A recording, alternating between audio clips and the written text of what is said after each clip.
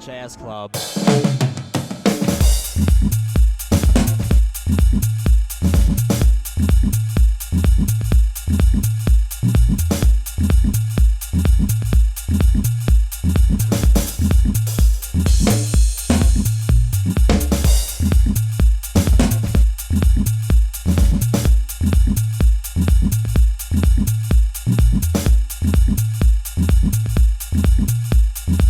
Really flying the music. Okay. Hey there, everyone. Happy Thursday. We're back at it. It is Thursday evening, 8 o'clock on the East Coast. Again, it would be the time the Cosby Show would air about now, and we're excited to have you with us. Yes, I have blue lips. This is not by accident. Just make sure they look all right. Not by accident, not by chance. Today, I feel like being fun and funky and different just because I can. And tonight we're going to be talking about Rudy. Chapter 3 of the book is entitled Rudy. And if you've seen the flyers and stuff, there's a picture of the goldfish and the blue backdrop. And I figured, you know what? In good spirits. The thing just kind of blipped just now. So let me just repeat that. I hope you all are well and of good spirits. You know, we're still in the pandemic and we're still in the throes of protest and we're still in the throes of healing and, you know, gaining some wellness, whether it's in body or mind or spirit. And before we get started, I would like to read. I would just express it off the top of my head, but I had to kind of like organize my thoughts. And I'd like to read something to you to start our show tonight. In the last few days, I'm not certain if it was a trend or if someone started it or how it came to be that, you know, identifying people who are in your life, in particular, white people identifying Black people who are in their life and holding them up and saying, here are my Black friends and this is who they are to me, or this is the story of the Black people I know. And as a result, this is, you know, how I show up in the world. And I just wanted to speak to that a little bit because my inbox was filled with these letters yesterday. And I think I need to make clear a couple things. That was also mixed in with why burn communities? Why are the buildings burning? I understand that this thing is happening and this is awful and it's unjust, but don't they know they're burning their own communities? Why are the buildings burning? So I want to address that as well. And then we'll get to our reading. All right. So bear with me. I'm going to communicate smoke signals. Hey, y'all. Yes, buildings must burn. They must.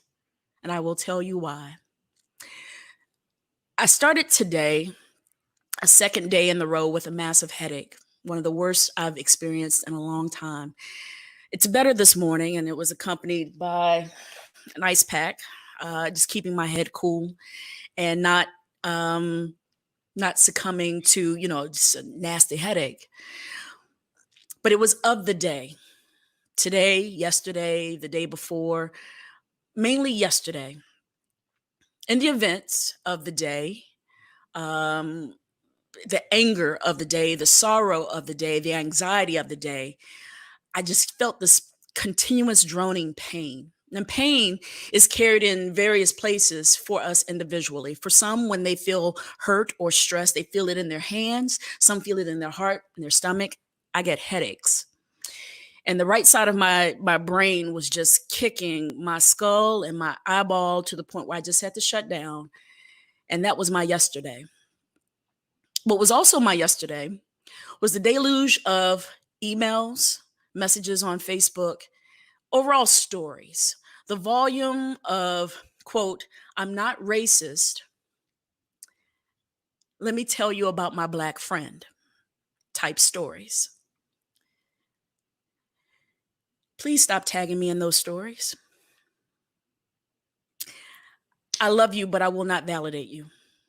Stop using me to give others the impression that you aren't either A, racist, which I would imagine that being the worst version.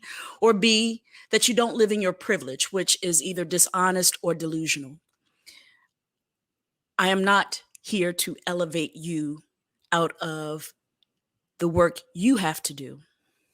Telling stories of how our relationship, your relationship with me and my relationship with you makes your life better is indeed wonderful. Don't get me wrong, it is wonderful. And I likely feel the same way.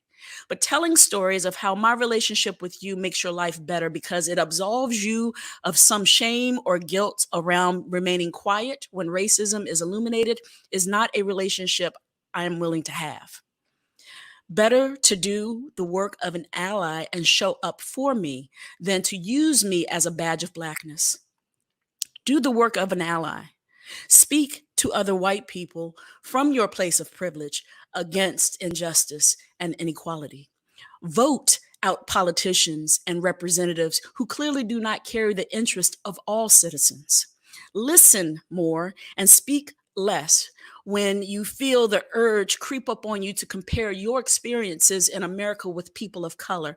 There isn't a version of your life harder or more complicated than a person who lives with less privilege.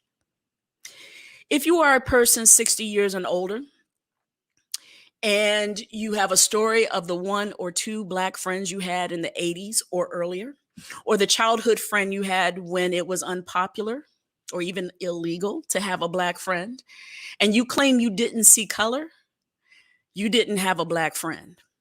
If you can say I had a Black friend, but I did not see color, you did not have a Black friend. You had a project.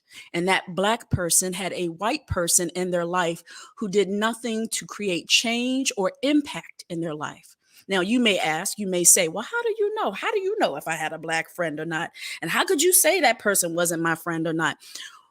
Well, if you were children and when you were kids, were you permitted to sleep over at their house? Did you have an interest in sleeping over at their house? Were they invited to sleep in your house? And if you were adults, did you contribute to the effort of change in their life? Did you bring anything to the relationship that did more than allow you to say, I have a Black friend? If you had a Black friend, and you were aware of their Blackness, you were then aware of the limitations their life embodied based on their color. You would be aware of the fact they likely endured busing, massive resistance, urban renewal, Jim Crow laws, redlining, terrorism of white folks, hooded or not. You would be aware that Reaganomics hit a little bit differently among Black folks, and that the 3 strikes rule was designed to imprison more Black men for free labor across America.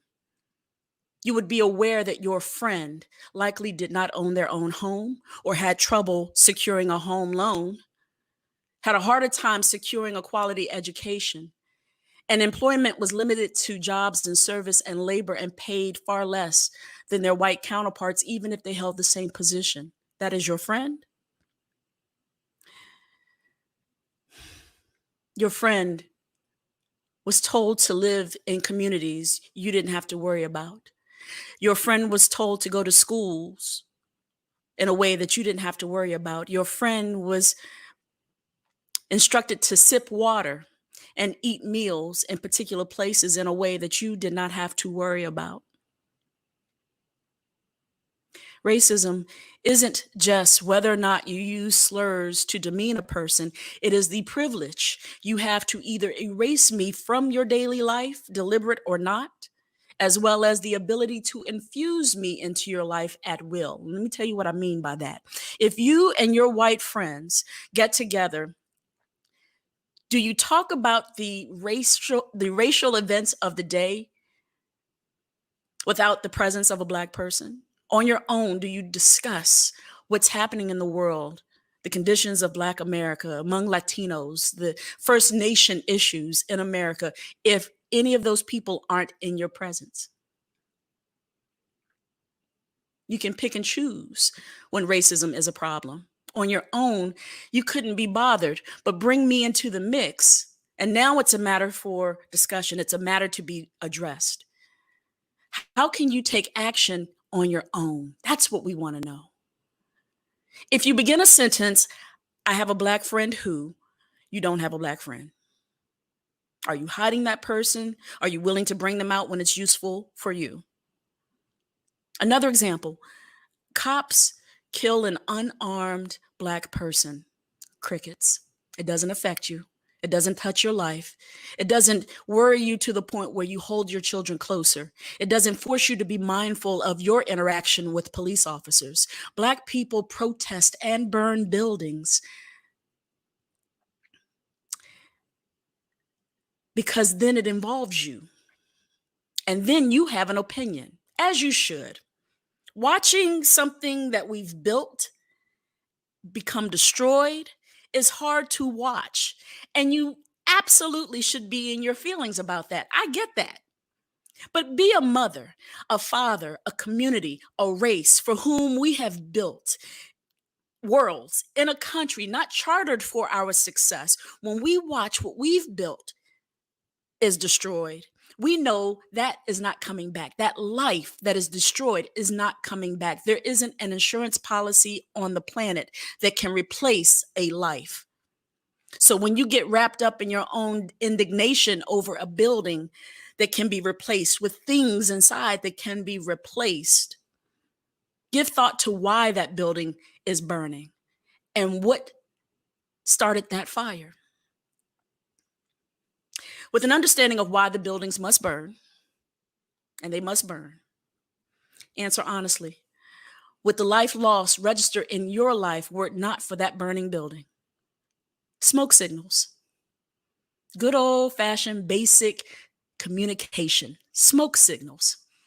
The buildings must burn because it is of value to those who must listen, and you must listen. You must listen to the mothers whose sons bleed out in the street, and you must listen to the fathers who cry because their daughters have been shot in their own beds by police who enter at will and without cause. You must listen when we say we are afraid for our lives in a way that you will never know. You must listen, and the smoke signals will accompany our voice. So yes, the buildings must burn. If it's the only way you will listen and see us and our blackness, smoke signals, the buildings must burn. And if a change comes, and we do want the change to come, if lives can be saved, if justice and equality can be realized, the smoke signals can stop. The three most important documents to America and Americans: the Holy Bible, the Declaration of Independence, the Constitution of the United States, none of which was written for my existence or my salvation. The Holy Bible was used to enslave my people. The Declaration of Independence did not recognize my people as human. The Constitution, an antiquated document which needs to be rewritten from top to bottom, includes the freedom of my people as a conditional afterthought, an amendment voted upon and carries clauses that ensures the inequity of my people. Smoke signals. The three most important documents that shape the principles of this country would rather I did not exist, because I do. Racist policies, laws, and practices are designed to make our lives incredibly difficult here. And so, yes, the buildings must burn. Smoke signals. Let's get on with our reading tonight. Chapter 3, Rudy. The crowd is just too much. Rudy has long since grown out of the need to be the one in the spotlight. The burden of being the youngest, of being the cutest, of being the one who can dance really well has now been exchanged for being the one who follows in her mother's footsteps as a lawyer, and the one who appears regularly on some news channel in the need of the Black social justice lawyer in Manhattan, and the one of the Huxtable children, not currently, nor has she ever been married. No one marvels at who she is anymore. They marvel at what she does. And that leaves a hollow place in Rudy. To escape the noise of the nosy and the endless inquiries of her love life and earnings, Rudy politely navigates a familiar escape route through the living room and up the stairs towards the second floor. Before she disappears into the hall of the second level, Rudy stops to look above the crowd. She sees her brother take over as the patriarch of the family. He is so handsome, she thinks. Theo chose to wear the black Gordon Gartrell suit she sent him for Christmas 9 months ago. Theo could always wear black on black. He looks strong. The family will need that. Rudy continues to assess the room a little longer, for she realizes this isn't a vantage point she's held often in this house. She recalls usually sitting on the stairs, hiding behind the rails to sneak peeks at Vanessa, getting yelled at for going to Baltimore, at Denise, when she was supposed to be babysitting, but instead decided to sneak the boyfriend of the day into the house. The best days of her life were on these stairs, she thought. But suddenly, the stairs feel brand new. She's taller. She's not hiding behind the rails. But with her best friend gone, she's not ready to be exposed either. She has to get away, and this crowd is just too much. Sondra calls to Rudy from the front door. Over the crowded room, she, Vanessa, and Olivia walk in without Denise, which is fine by her. Rudy simply couldn't bear Denise's dismissive attitude today. Not today. Rudy! What? And why are you yelling my name from across the room? Because there's someone outside waiting to see you. Well, tell him to come in. He said it may be easier if you come outside. Who is it? Rudy stops cold in her tracks. Her 5'6" frame is no match for the 6'3" Adonis standing in front of her, holding a bouquet of wildflowers. He's a stranger with a familiar face. This man stands looming over Rudy, casting a long, dark shadow as he shields the setting sun from Rudy's face, leaving a ring of heavenly hue haloing his head. The man seems a slight bit nervous, which is made evident when he greets Rudy. He takes a deep breath and stands a bit taller as he says, "Hello, Rudy." Hello. Peter? With an uncomfortable chuckle, Rudy and her old friend Peter move in for an awkward embrace. Rudy notices the hug linger a little longer as longer than she had expected, but it gave her ample time to feel the strange man's biceps and feel him lift her effortlessly with the bouquet of wildflowers in the other hand. The softness of his strawberry blonde beard tickles Rudy's forehead. Rudy takes a step back to look at Peter. Lord Jesus, when did you make a man like this? Oh, I'm sorry. I know that was rude, but I. I know. No one from the old neighborhood remembers me looking this way. Which is fair because I don't remember the neighborhood having 3 Starbucks spots within a 5-block radius. Well, things do change. And the things you need to be familiar, you're glad they are. Okay, wow. Well, everyone's inside, so. I can't. I'm double parked and I've got to get back to the city and then back to Pittsburgh in the morning. Pittsburgh. You left New York City for Pittsburgh? I left Brooklyn for Pittsburgh. Ah, touche. I went to Pitt for college. I played football there and now I'm an assistant coach. Oh, wow. Football, huh? Let me guess. You were a running back? Close. Close. All the times you went barreling out of the house like a freight train? No, I know. But no. Tight end. I had a growth spurt, leaned out, gained some speed, became really good with my hands. Tight end. A finesse position. Oh. Well, okay then. Rudy, I'm so sorry to hear about your dad. Thanks. Thank you Me? For what? for sharing him with us. Dr. Huxtable, well, He was all of our dads. And I had a great dad, but Dr. Huxtable was special to me, to all of us. We used to be a little jealous that he got to be your dad for real. Like, you had the greatest guy of all time. I don't know. I'm rambling. I'm really sorry he's gone, and I'm really sorry for your loss. Thank you, Peter. And you know what? I'm sorry for your loss, too. He came out to see me play a couple times. Yeah. He and my dad would take road trips out to Pitt and watch us play West Virginia every year. My mom loved it because she didn't like the drive and she didn't like football. Your dad stepped in and got her off the hook. Rudy lowers her saddened face as she can feel the tears creeping up. Peter gently places his hand under her chin and lifts her face, revealing a budding tear. Your father was one of the greatest men I have ever known. Ever. The two friends chat for a moment more. Peter hands Rudy the wildflowers and kisses her on the cheek, still holding her hand. It was really great to see you, Rudy. Perhaps I should get home over to the city at least to see you, if you have time for me, that is. Yeah, let's stay in touch. I would love to see you again soon, Peter. Peter slowly lets Rudy's hand slip out of his. He turns, and with the greatest confidence Rudy has ever seen, Peter leaves the Huxtable residence.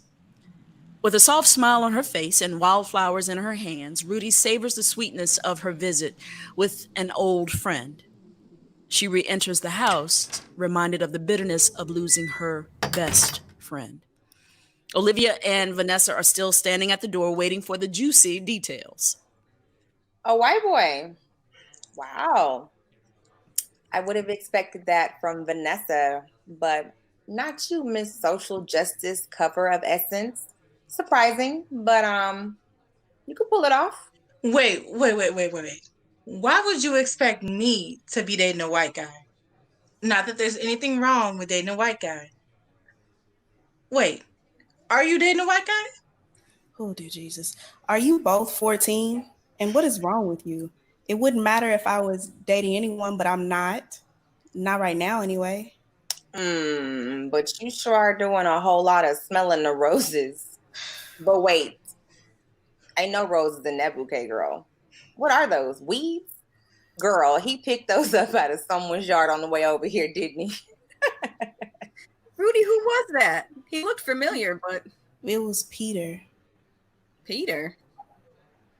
Peter from across the street, Peter? Peter always running through the house like a bull in a china shop, Peter? I know, right? Peter. I can't possibly date Peter. Ugh. He's like family. Rudy, it's been 20 years. He's brand new now. He's Peter. Girl, you better go on and get you some Peter. Oh. Olivia and Vanessa crack up laughing. Rudy is only mildly amused. She hands the bouquet of flowers to Olivia and pushes through the crowd and runs up the stairs. Oh, come on, Rudy. I'm sorry. Yep, that's exactly how Peter used to do it. Yeah. Upstairs, the hallway is packed with more guests, standing and talking, remembering the good doctor and what times they had together. Rudy popped her head into her old bedroom to see if that was a place where she could hide, and swings the door open to find Winnie babysitting some of the smaller children of the guests, as well as the children of Theo, Vanessa, and Olivia. Before Rudy can turn and leave the room, Cousin Pam and Nelson make their way in with drinks and snacks for the small ones. Rudy can feel herself falling apart. The tears are welling up in her eyes. The lump of hard air is forming in her throat, making it very difficult to breathe. Continuing to push through the crowd, she makes her way to the bathroom. She gets inside and locks the door, and she still has a hard time breathing. She finds the edge of the tub, sits, and releases the pressure forming in her chest by letting go of the tears. The pain of losing her father released. Rudy tries to muffle her wailing as not to alarm anyone. She needs the time alone.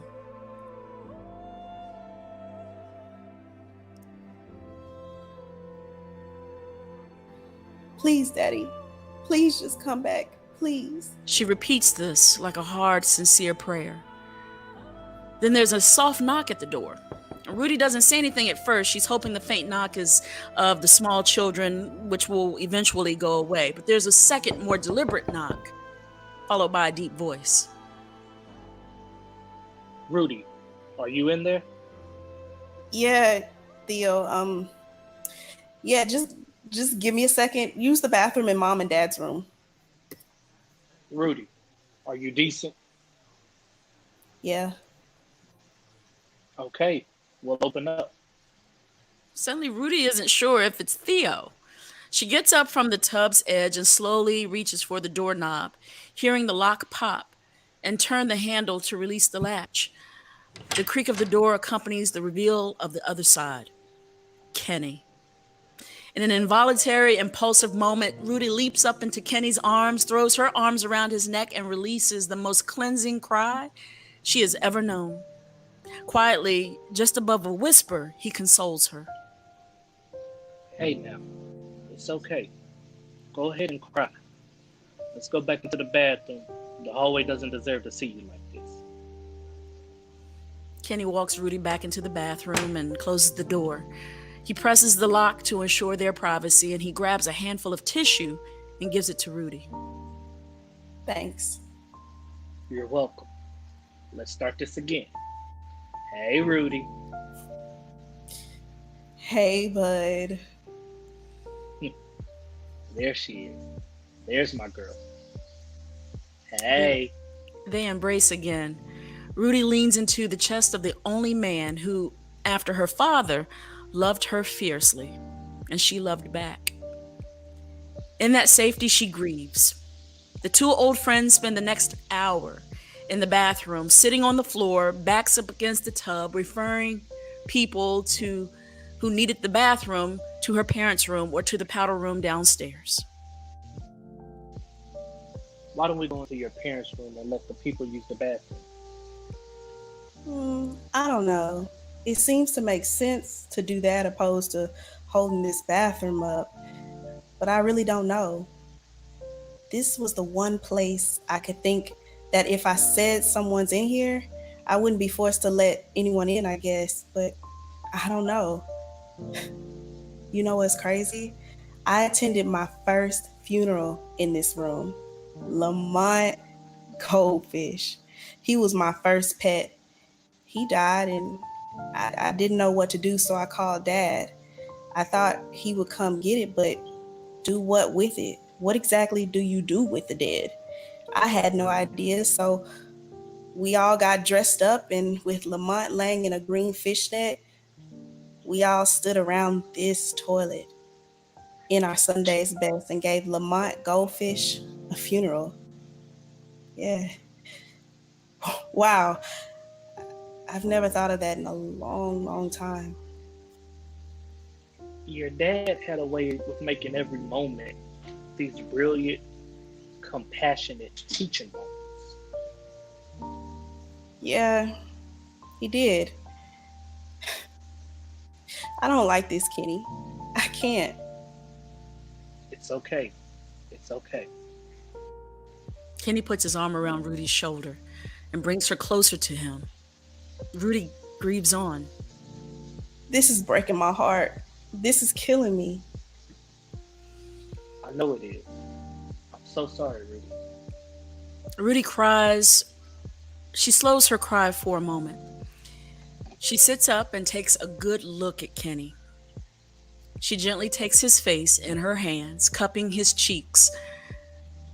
She looks deep into his brown eyes, and with all the love she could muster. Thank you. Thank you so much for being here. For you, always. They sit and they continue to talk, reflect on each other's lives, catch up over years, and they lovingly reflect on the lives of Cliff and Lamont Goldfish.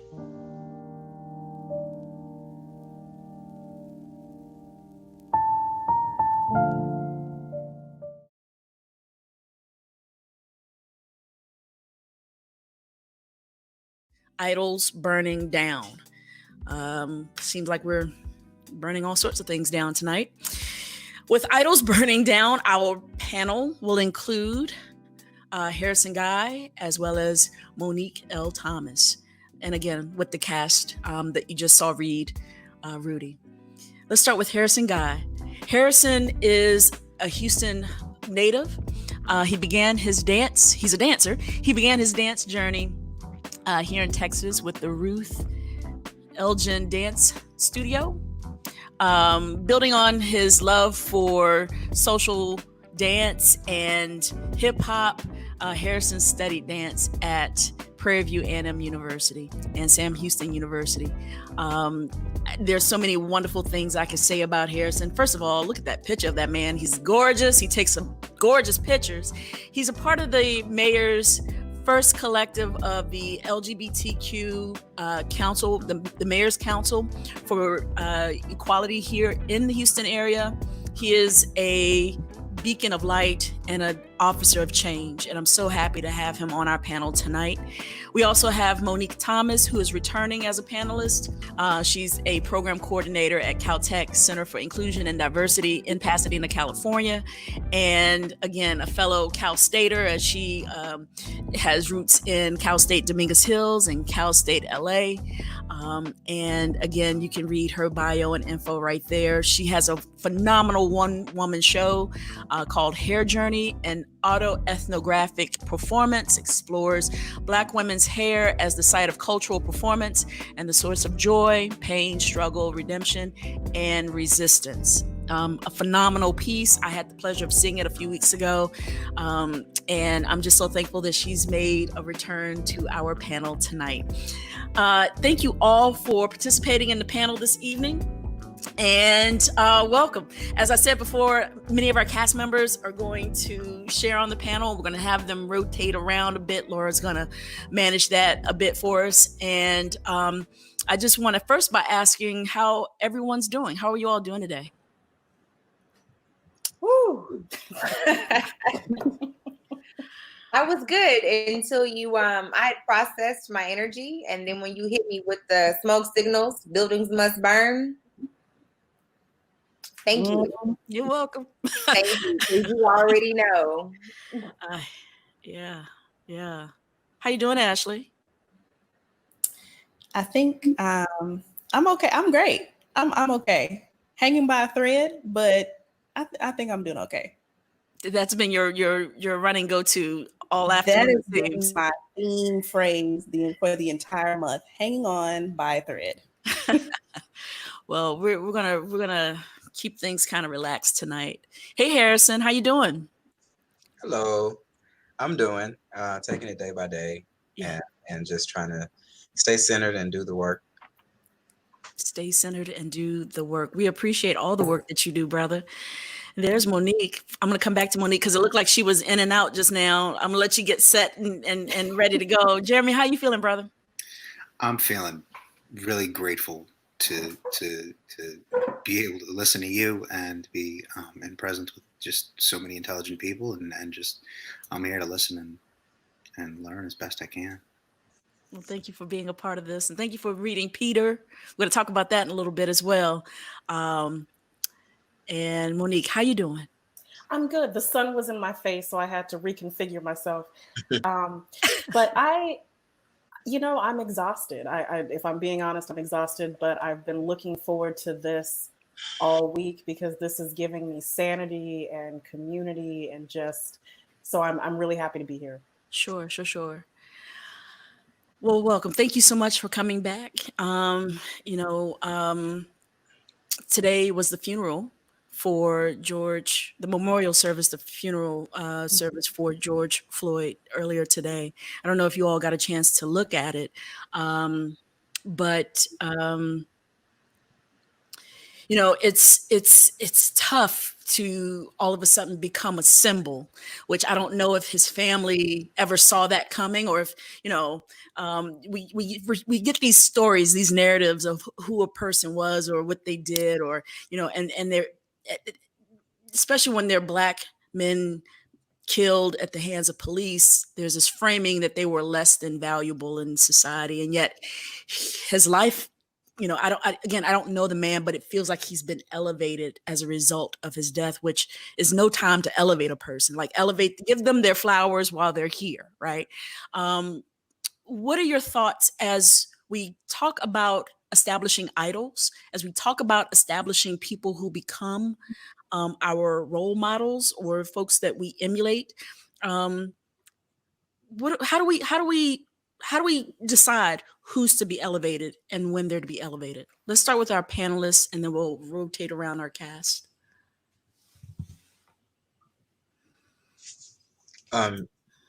Just to talk about Mr. Floyd in particular, I think that sometimes we wrestle with what to do when these things happen, and we try to make the most out of the person's life because they were taken in a way that was just so unjust. And I just offer that it is absolutely no trading of someone's life, even for symbolism and for idol status, for a country like America. They don't deserve a life even in exchange for change and all these things that come about. And so I think making people, when they die like this, I think making them a symbol and an idol is just Black people. It's just another way that we do the best with what we have and play the hand that we've been dealt, honestly, because we don't want that person's death to be in vain. But it's just keeping it focused that ain't no way to, that's not a trade. You know what I mean? Like that America doesn't deserve any of our lives for symbolism or for change. If someone is going to die for this, it should not be us. And so just to say that little piece, that's just something I think about, because I just think about, I thought about that a lot, because I think people saying that, he doesn't deserve to be like a symbol because of, who he was and the life that he lived and the way he navigated society. He doesn't deserve to be kind of put up on, on this pedestal. And even that, even hearing that is interesting. I choose to do any of these things. And so his life in particular, in the framework and lens from an idol standpoint, it's really interesting. It's really, really interesting to think about it.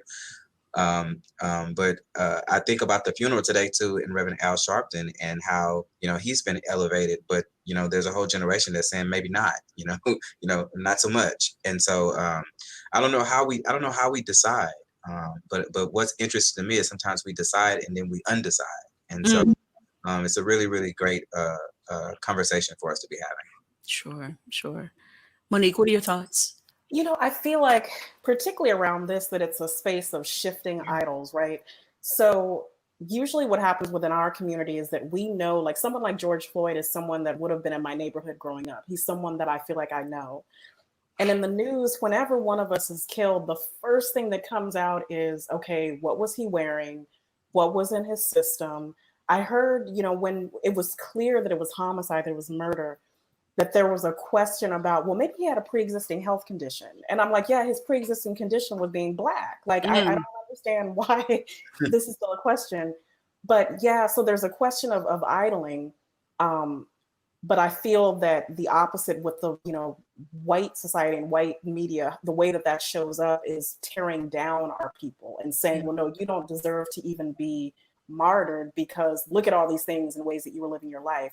It's interesting that we're talking about Al Sharpton, and one of the things I'm noticing now, I'm a Gen Xer and I work with millennials and younger, right? And a lot of my students that I'm working with now are going to be voting for the first time in this election. And the way that I thought about the heroes of our communities and our societies, they don't hold them up in the same way. And some of them aren't holding up. And so I was thinking about that, the whole idea of idols burning down. There are people that maybe 10, 15, 20 years ago would have been someone that we're like, absolutely, in the Black community, that's who we want to represent us. And I find it interesting that our young people are like, no, I'm holding you to a higher standard. I'm looking at what you were doing around criminal justice 10 years ago. You might be Black, but representation isn't about that, of how you look. It's, do you represent what I need and what I want? So I feel like as a country, we're in this space of sort of, what does it mean to be idolized and lifted? We're tearing some down and we're uplifting others that traditionally aren't held up. Sure. I Looks like Moshaty has joined us on our panel as well. As I said before, Laura Burks, who's our first AD and stage manager, who's running everything from behind. She's going to be rotating people in and out. So we'll see Jeremy again. So stay there, Jeremy. But we're going to also see Deandre. We'll see Dahleah. We have Moshaty up on the screen right now. Mo, what are your thoughts on how we shape our idols, especially given this fluid time that we have, where we're referencing Sharpton because he spoke today. There's been a lot of Martin Luther King referencing because people are burning down buildings, and it's the respectability politics that a lot of people want to reach for, in the form of protest. But a lot of the people that are being referenced as past idols, as Monique said, also were leaders or seen as idols before social media, before the internet allowed us to go, I don't know. Did y'all see what he was doing? You see who Al dating? The indiscretions of, and so, we now are at a time where identifying our leadership is a little bit more fluid because, our time, we're so fickle because things are moving so quickly in the way that we get our information. What does that look like for you and how idols are shaped to get today? I think it's interesting because I really feel like we're on the cusp of forcing ourselves to take a better look at idols. And there's a lot that happened during these last couple of weeks where we're all angry. And then we have a lot of people who are either from either side. Either it's been us, it's been people who are trying to be allies. Some are succeeding, some are failing miserably. But I feel like one thing that you can guarantee to always happen in the aftermath of police brutality on the Black community or another Black death is that someone will always reach back and grab a Martin Luther King quote and slap it into what exactly needs to be happening today. And it's also about how King would not appreciate this. And King would not appreciate that. And I feel like a lot of that verbiage comes from people who definitely had not read a lot of his principles. Not all of his principles were pacifist principles. And a lot of it was bringing about revolution and revolutionary thinking and getting that anger up and that passion to drive us forward, to drive the Black community forward, to make people uncomfortable, to see things like that. And I get frustrated with the idolship, especially with the Black men and women and children that have died. We become a banner. It becomes a button. It becomes a shirt. It becomes a hashtag. It becomes a meme. It becomes something, it becomes, it falls into the 9/11 category of never forget until the next one comes along. And we don't talk about them until the anniversary of their death. So I think we need to be really careful about, and this is no umbrage to what's happening for George Floyd or anything. I think at the end of the day, that's when things are going to pop off, they're going to pop off. And this might be what's inciting all of this final change happening, hopefully. But what makes me nervous about the whole idolship thing is that people definitely use Black Death as a banner. We wave it around and we say, that, we want this killer's come to justice, and then it falls away and we stop thinking about it. Yeah. And not all of us, but we stop doing the work. And that's our allies that are, like I said, succeeding and failing miserably. It's still all of that group. It simmers until the next one. And then now everybody's outraged again. And then it's like, oh gosh, remember them? Yeah. Remember that. Where is that? And it just ends up snowballing, and it ebbs and flows where we put somebody as the face of outrage until there's another outrage. Yeah. So when are we going to take care of one outrage and make change so there's not more outrage and then another outrage and another outrage?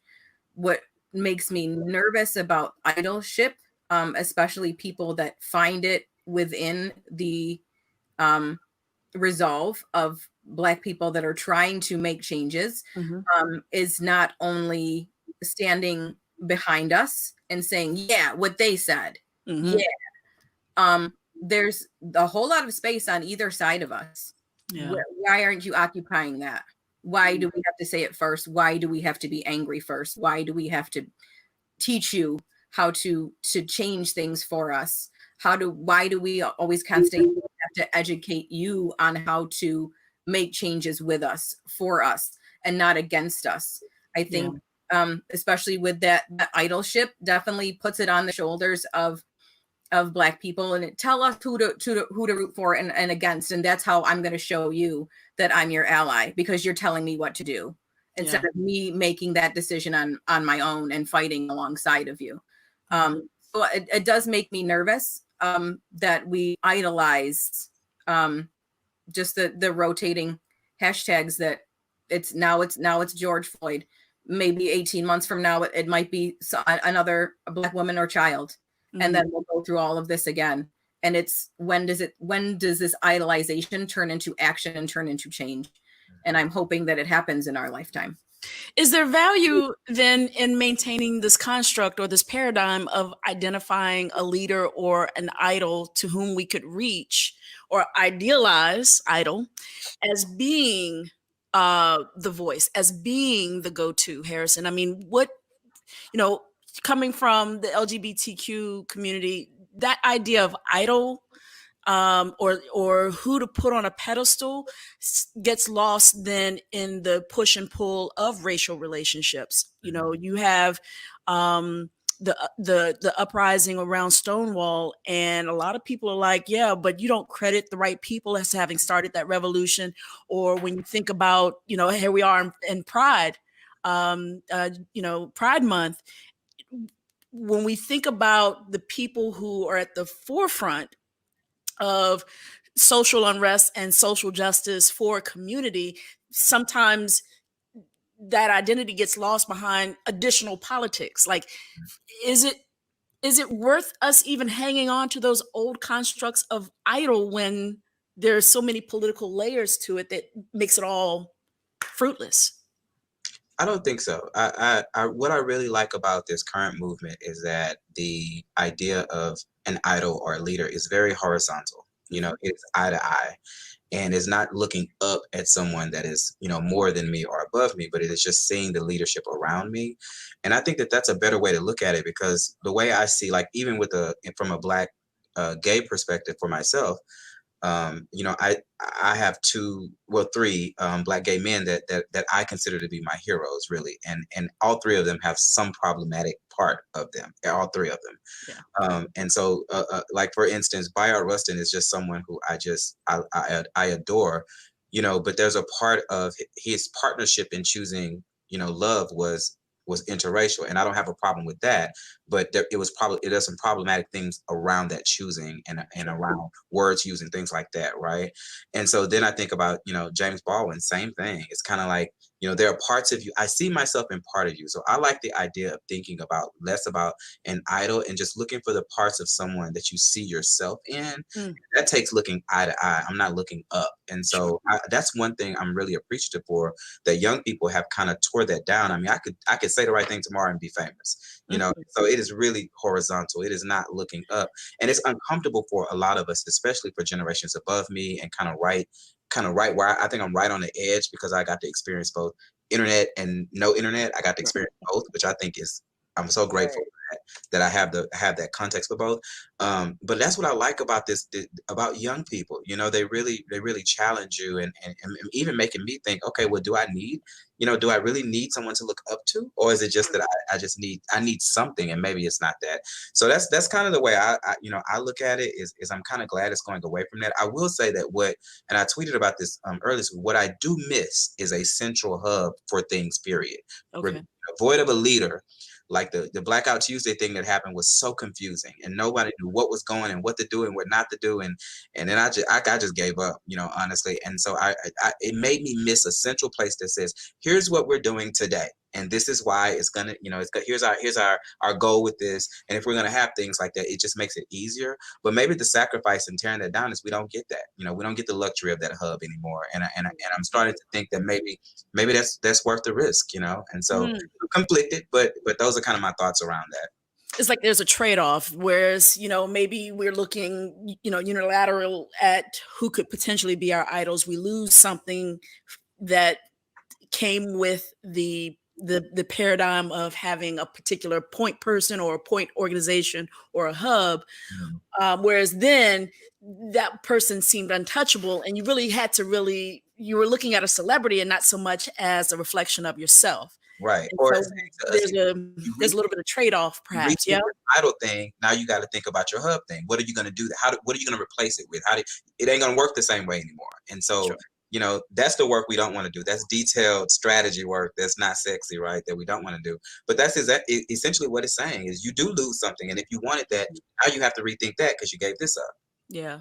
Yeah. Ashlee, Grady, you two are Houston natives.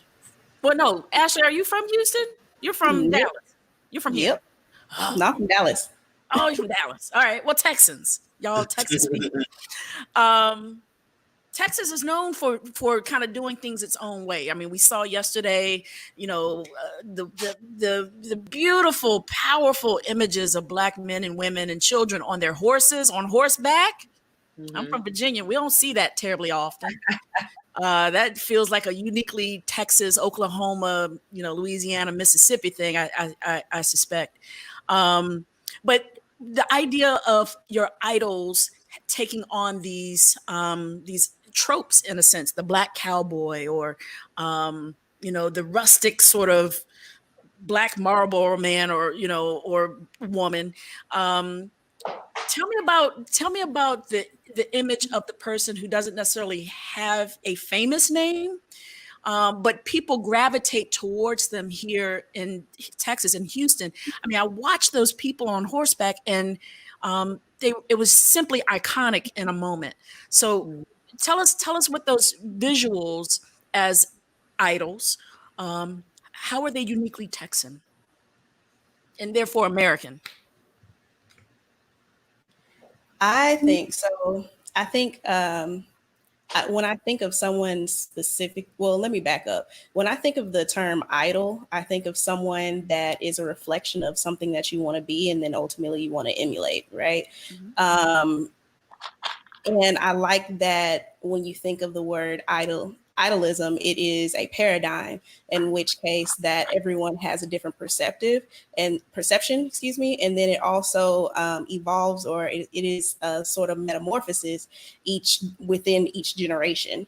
So I'm in the bracket of millennials, and when I think of an idol, and when it comes to, you know, just Texas, I think of, and this is going to be real sentimental, guys, but I think of my mom.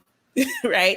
So growing up in Dallas, it was an important thing to, you know, make sure that your mom was interlooped in anything. Like when you had your report card, you knew that you were going to get your butt whooped, or you were just going to get a nice happy hand clap. You knew that. Or the mother was the symbol of structure, of organization, of leadership, and of wisdom. And I think that, and of cooking. Can't forget that Southern cooking. Y'all. Come on now. But, Come on, mama. can't forget the Southern cooking. But what's interesting about, you know, what's going on right now, I look at George Floyd. Of course, he's not an idol, but I do see how the American society is quickly trying to tear him down. And I really feel sorry, and I'm praying for his family, because they can't even grieve right now. You have him, he didn't die from the man sitting on his neck for 8 minutes and 46 seconds. He died from coronavirus. Excuse me? Right. Why would you come up with, you're trying to come up with every little thing to justify and to, you know, just say that this person wasn't wrong, or maybe you should just, like how that term is, slavery happened a long time ago, just get over it. Like that. How do you answer to that? So I think for me, as a Black woman in Texas, how I view idolism, it's something that can easily be created overnight, but just as quickly be torn down just like that.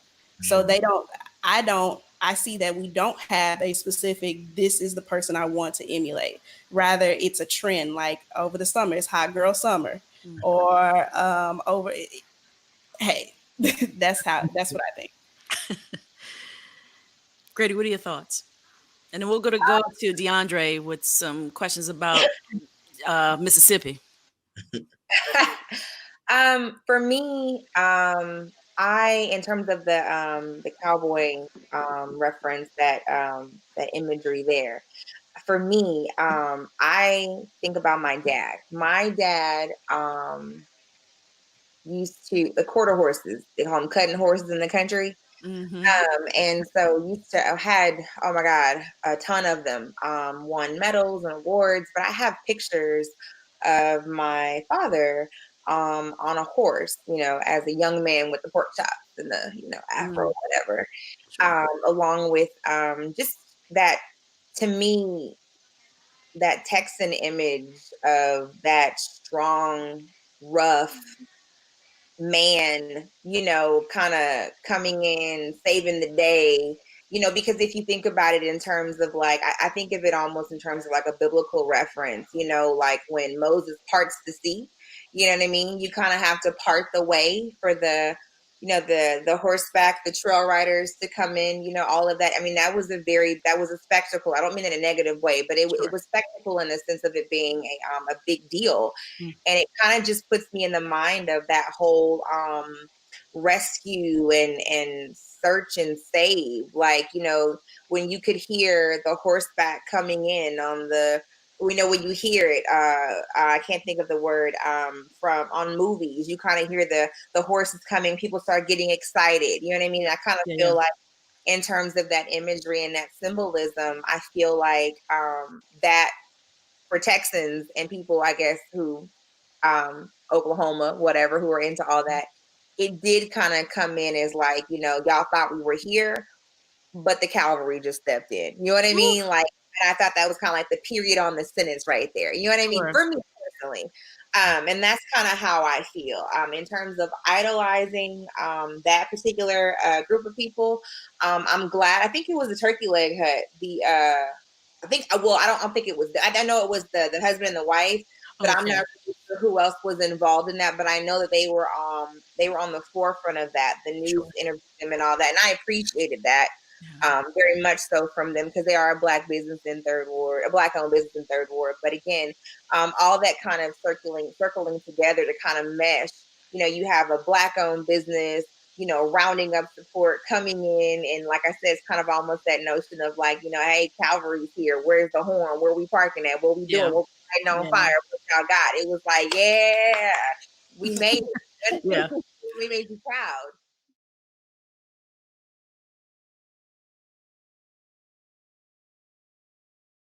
Historically, people who we have known to be the idols of social change have by and large been people from urban centers. And so people from the country, we saw during the civil rights movement, there was a shift where, your Fannie Lou Hamer and, a lot of the core and SNCC students, young people were coming from smaller, more rural quarters. And I'm thinking about my guy, Deandre here, who's from Mississippi, from the SIP, as they say. And I'm also thinking about Jeremy, who comes from my hometown as well, where from a colonial or even a Civil War antebellum perspective, idols are uplifted in the form of statues that we are desperate to take down because the Confederacy lost. But yet, people just don't have a sense of reality where that's concerned. So Deandre and Jeremy, when it comes to idols and coming from the South and coming from that historical perspective of the people that we look up to, or the people we champion as our leaders, or the people who drive community and social, what has been your respective experiences coming from Mississippi, coming from Charlottesville? Deandre, why don't you start us off? I would say, just from what I see on my timeline on Twitter and everything, I think young people are tired of having that one voice that speaks for everybody. I think it's more of like, we all have a voice.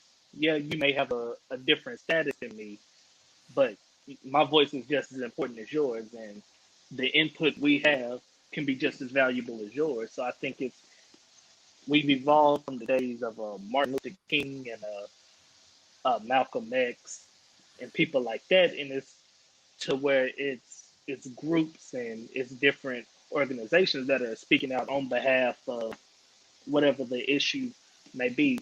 But as far as the next part of the idols, I think like in Mississippi, Ole Miss, their mascot is the Rebel, and it's been that whole thing of trying to get rid of it and change it to something that's more friendly to the Black people in Mississippi. Because for a lot of people, that just brings about trauma, from grandparents to just being abused and looked down upon. But then you have that sector of Mississippi who wants to keep the Rebel as the mascot because it's history for them. But just like it's history for them, it's a negative history for us. So I think it just goes to, because I got a friend, his name's Ricky, and we've been boys for, I want to say, about 8 years now. And he sent me a message asking, as if I was the leader of the Black delegation or something. I don't know why he felt I was the one that could give him permission to send out a message. But he thought of everything, you could tell it was genuine, and he really wanted to speak out on behalf of Black people and put his opinion in and look at his faults and everything like that. But he could have just did it. He didn't have to ask me for my permission. I'm not the voice of Black people. I'm not that guy that you need to come and say, "Hey, Deandre, can I post this?" If you're feeling it, if it's genuine, do it.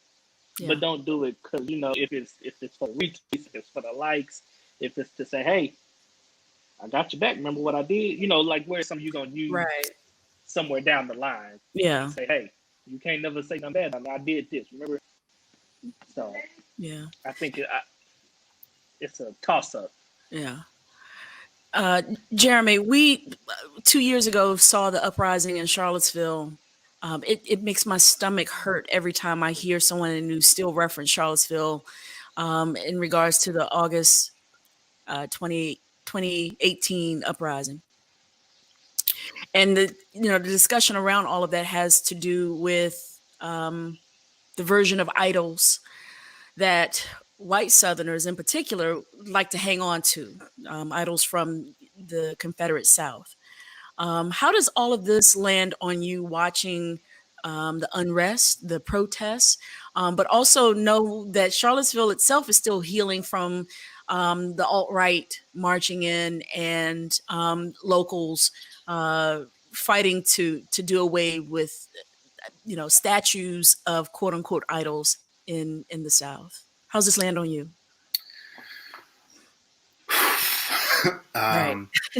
Yeah, no, I got kind of lucky in some ways because I grew up, I'm a white male in the South, but I'm Jewish also, and so, and in the 70s, a Jew from New Jersey marrying a Gentile girl from Southwest Virginia. That was near a mixed marriage, and so I'm really lucky because I have a kind of that understanding of that, but I'm also protected from a lot of that because of the color of my skin and because of my gender. And so for myself, it's been it seemed so obvious that these kind of things need to get taken down, that we need to stop holding on to these. And it's not just about it, it has nothing to do with they lost, it's this old history, it's this, but it's the real reasons and the intent behind those specific statues and why they went up when they went up in the 20th century, and where they went up. I mean, good God. And the spoken intent behind the existence of those physical monuments is so clear and obvious, and it's malignant, and there's just no place for it in the now. So for me, it's easy, and that the others, say the other side, those holding so desperately onto this idea of the past, that they are so violent and so willing to go to that space so easily, in my mind, is in some ways a really good thing, because it makes it clear. It makes it clear that this is about holding on to something horrible, and it makes it clear for people who maybe don't have an understanding. It makes it easier for them to understand. So in some ways, I look at what happened in our hometown as horrible as it was, and as horrible it is that a young woman lost her life in a terrorist attack. In some ways, I look at it as a fortunate thing, because it just makes it easier for those of us on the right side of history, I think. It's hard to, it's when you grow up in the South and you hear the stories you see in true history books, not the ones that they gave us in schools, what Jim Crow America looked like, what the divide line was, especially in the South. One could say, oh, well, blacks sat on one side of the line and whites sat on the other side of the line, and sometimes straddling somewhere in the middle, or the white people who, lend their voice to the struggle. And now, because of integration, and because we've spent the last 50 years just kind of finding each other and finding the spaces where we can all kind of coexist to a degree. I mean, we still have schools in the South that still do segregated proms and graduations. We still have schools that refuse to allow their students to commingle and date each other despite being in the same building all day. We still have communities that are still feeling the effects of redlining, and urban renewal and gentrification is still very much a thing. So, but now it's difficult to know where that line is. And the more we hear people talk about the new Civil War, and there's a new Civil War happening, and the new Civil War is coming, it's difficult to know where the lines are. You have your what's that lady named? Candace? Who's the lady named that's caping for Trump every day? Candace. I don't know her name to memory. I just know her name was Candace somebody. You have the Candace Owens on, on the side of what feels like the other side. And then you have, Ben and Jerry's that feel like they're on, this other side. So this idea of the rules that were established, especially in the South, that were definitely made muddy in the North, makes it unclear to know if the Civil War is coming, who's on what side. And I think as we're seeing from some of the comments, Candace Owen, we're seeing from some of the comments online that what's needed right now is, first of all, and certainly gleaning this from our panel tonight, identifying for yourself, even if it is yourself, who you will follow. Who will, please don't, not with the dominant self. The Sin and the Shame. That's their name, the Sin and the Shame. I'm not going to shame them. I shouldn't do that. We had a show on Monday about shaming and not shaming people. Door open, just walk through it. Okay. But my point, though, is that we have to find from ourselves, from within ourselves, as Harrison said, looking into the eyes of our leadership and not looking up with the hopes that, their wisdom will rain down on us, when in reality, their, words today are more or less spitting on us. We have to find in ourselves the means and the tools for change, and then working with others, collaborating and building the hub that we want to work in our stead for our freedom and for our progress.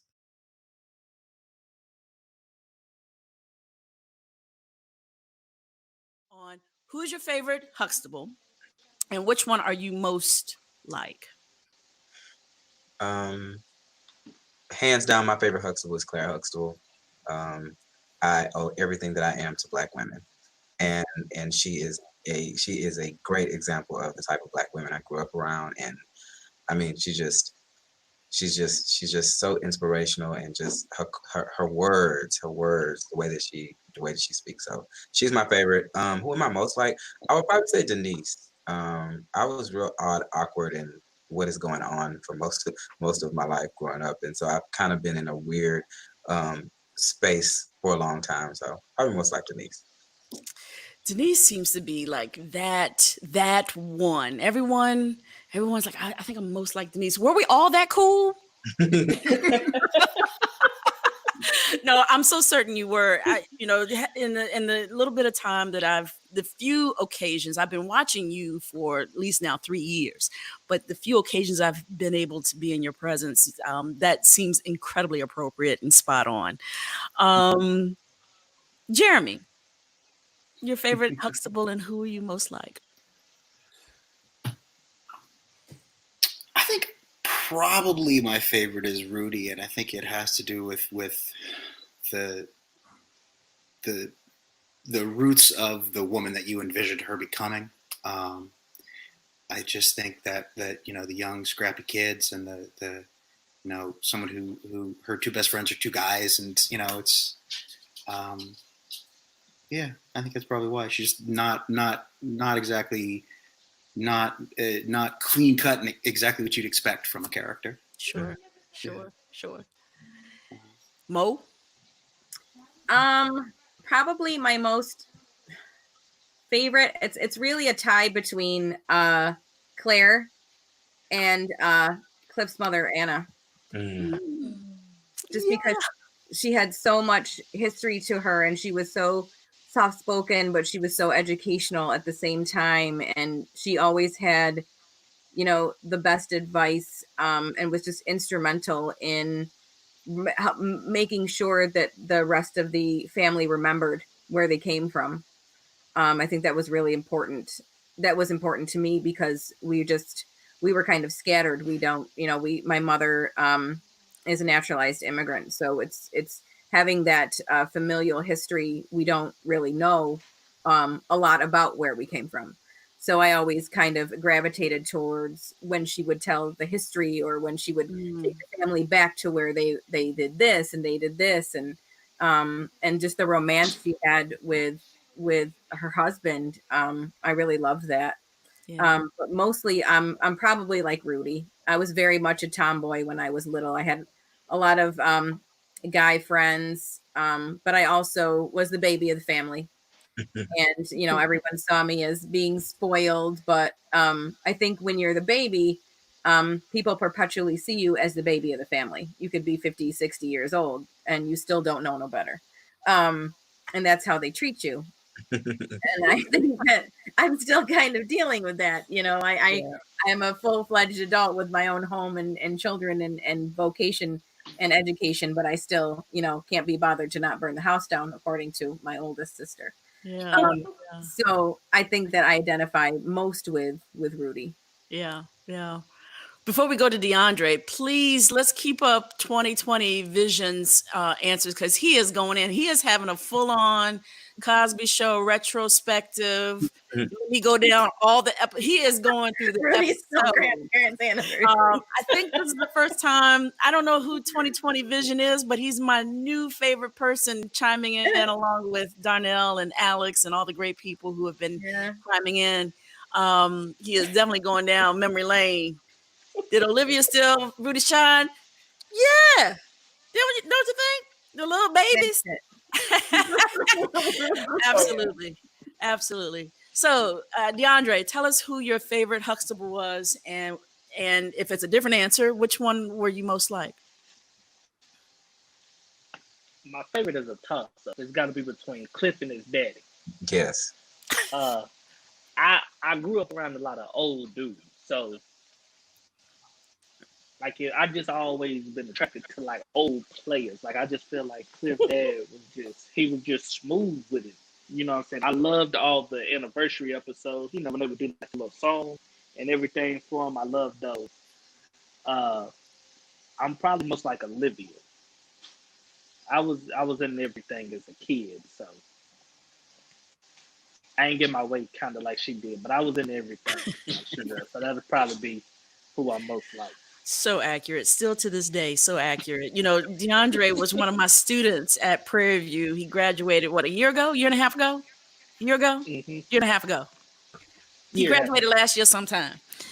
And that precocious sort of like, he throws on his little charm and thinks he can get, hey, TDV, I kind of want to do a show. Hey, TDV, I got an idea for a thing, hey, TDV, Olivia-esque. Yeah. So that seems pretty appropriate. All right. Look, we talked a lot about society and our idols. And I think later in the series, we are going to talk specifically about Cliff versus Bill. But I think, in terms of burning down our idols, I want to talk specifically to Harrison and Monique about what it means to burn down your idols when they create work that are touchstones in your life. When they, Laura, if you can bring up Monique and Harrison for me. When we look at people like Bill Cosby, when we think about people like R. Kelly, when we think about parents who are supposed to, or neighbors or neighborhood priests, reverends, teachers who are supposed to have young people's best interest or women's best interest, or they're just a fellow human's best interest at heart. They do something to damage that trust. And then we find ourselves having to burn down our idols, whether it's a religious figure or a teacher or a parent or a celebrity. How do we reconcile having a little bit of both? I mean, we talked about this a little bit with our prologue and the forward episode. And again, we're going to touch a bit on it later, but I want to get y'all's perspective of what do you do when you have to burn down your idol when they've created either a life or art that has a hand in shaping you? Mm-hmm. I will speak. I'm still figuring out my Michael Jackson feeling. Like I was like, I don't care. I cannot give up Thriller. There are too many memories. There's too much, the Cosby Show and Thriller. But on a personal note, my father died when I was 13. And 3 years later, I found out that he had been unfaithful to my mother, which had produced 4 other children who are my siblings, who I'm very close to now. But I remember at the time, the sense of betrayal, right? Because my father, I remember being like this little girl. I was a daddy's girl. I loved him. I had to be up in the morning when he got up to go to work in the morning. I was just loved him to death. And it was so heartbreaking. And he had passed away. So there was no way for me to reconcile even with him or yell at him or ask him questions or anything. Sure. And so I feel like I've spent most of my adult life reconciling those pieces, right? And so what I ultimately learned to do is be angry with him, hold him accountable for what he did, and love the man that I knew, the father that I had. Sure. And I had to almost, and I know we're going to get into sort of tethering later, but I almost had to separate my mother's husband from my father to love him. Yo. Right? And so, yeah that's how I reconciled. There's a thing, tethering, pulling the tethering from your mother's husband from your father. That there's a depth to that. Wow. Harrison? I'm one of those people that is not a clean-cut answer for me. I recognize that, that people are complex, and so even in the way we handle them, it's complicated. So for me, I'm still wrestling with that because, truth be told, there are Bill Cosby's very close to us. There are R. Kelly's very close to us. I know people who are close to me who have done terrible things, and it's really complicated. And so it's so unfortunate, when you have to even address this. But I'll just say that it's complicated. I don't know that I have a moment that I've reached where I'm just like, this person is just, gone, or this person, is still here, or I can do their art without them. It's real complicated for me. And I think that's the kind of the way that I look at it. Cause I don't think within me, I don't have a legacy of throwing people away. I was raised that way. It feels very strange to me. It's very boring for me just to cancel people out and throw people away. So I wrestle with that idea, but I also have this notion that I feel a way about people who accept being an idol, who take it and they benefit from it and they love it. And then there's some consequences I think that come with that. I do feel like there's some consequences will come with that. I feel differently a little bit about people who we make idols, who did not choose to be idols. We just made them, an idol for whatever reason. And that happens a lot now with how quick it is to be popular and famous. Sure. So I do feel that people who kind of accepted that call, there is a consequence to that. And so I'll just say that it is one of the messiest things that I think about, and I'm just not real clear on kind of where I stand, even from day to day. Like one day I just feel like I could be completely like hear an R. Kelly song and just no matter where I am challenge the person that's playing it, right? And I'm just like, well, not okay, not today. You know what I mean? That conflict that is from day to day. Literally, is just like, what do I do with this moment? So I don't know. I don't have good news about that. I'm all over the place with it, to be real honest. It's just I would say that it just breaks my heart, honestly, and it just really just puts this feeling in the pit of my stomach that I haven't quite made sense of yet. Yeah. I think your answer, both of you, kind of illuminate the answer in a way, is that it is person to person, moment to moment, day to day. Some days, I absolutely throw Bill Cosby, Michael Jackson away. Not throw away the Dangerous album. For me, it's the Dangerous album, or the Cosby Show, or A Different World. When the remix to Ignition plays somewhere, the summer has begun, and then I look at too. I remember having very clear ideas of who Kobe Bryant was when the trial came out, when everyone was looking for an answer as to whether or not, he committed rape, and then with his passing, I too, like so many people, felt the bottom drop out and was devastated. So I think what you say, Harrison, has a lot of validity to it. I mean, try as we might to be clean cut, like I'm cutting this off, or this is how I feel, or I'm done, and this person's no longer an idol, or no longer an impactful entity in my life. There's very likely, if who they are, or the work they did, or the relationship they had with us as a parent or as a spiritual leader or whomever, when something hits that chord, right, you're back to, okay, all right, so what am I wrestling with in myself, rather than continuing to quote unquote burn this idol down?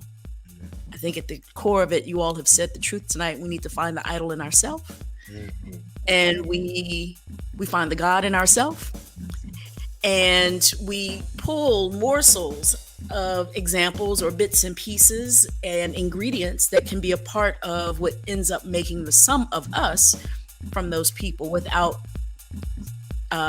laying all of our burdens down at their feet and hoping that they will save us, or provide some sort of illuminating light on the goodness of life coming from them. I think that's actually going to close our time out tonight. Thank you both so much. Thank the entire cast so much for being here tonight and talking about idols burning down, and what happens when we have the people who, set the course of inspiration and who present themselves as leaders to us, how they get there, how they elevate it to those places. What happens when they let us down? What happens when we evolve, and maybe not so much through them letting us down, we just have a change in taste or a shift in ideology. So I think tonight's conversation really helped, bring together some of the previous conversations we've had about what it means to identify which side of activism and movement in the world, what it means to stand in your choices and not be shamed for them, even if you decide the idol that you love is someone, the populace wants to burn down. And that's what the series is about, taking this content the Cosby Show, the source material for our fan fiction, and looking at it as a separate body, perhaps from the creator, who is an incredibly problematic figure. But how do we unlove something that has its fingerprints on the success of our lives? On Monday, we're going to come back and go into chapter 4. It'll be our 5th episode on June 8th, the evening of June 8th. And we will hear from the character of Sondra. Our panel, The Invisible Ones, Colorism in Media. So we will be looking at the effects of colorism, because as we know, when Sondra was brought into the mix, she wasn't one of the original cast members. She was brought in a little bit later. There was this whole conversation about how Cliff and Claire ended up with 2 light-skinned children and 3 darker complected children, and the hierarchy or value or all these complex ideas around color and colorism really start to kick in, not only on the Cosby Show but later on A Different World. So look at that list of fantastic panelists and performers, and I do hope you'll join us Monday evening. Do join us Monday, and then next Thursday we will have Vanessa. So next week you don't want to miss any of the death of Huxtable. And thank you again. Have a great weekend. Much love. Bye.